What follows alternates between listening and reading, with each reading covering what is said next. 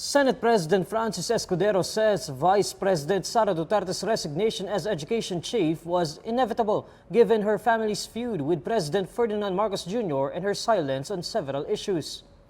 According to Escudero, Duterte's resignation is inevitable from the time her father, former President Rodrigo Duterte, and her siblings started attacking President Marcos and members of the first family.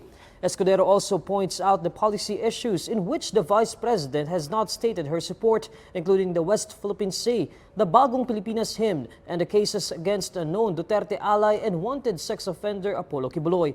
Senate Minority Leader Aquilino Coco Pimentel III stresses the need for Duterte's replacement as Secretary of the Department of Education to be someone who has worked with or in the DepEd for decades.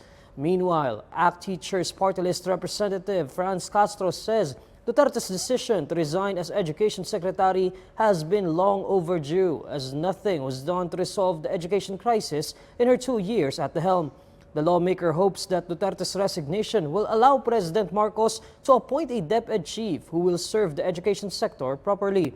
Duterte resigned as the DepEd chief and vice chair of the National Task Force to end local communist armed conflict. Her resignation will be effective on July 19, 2024.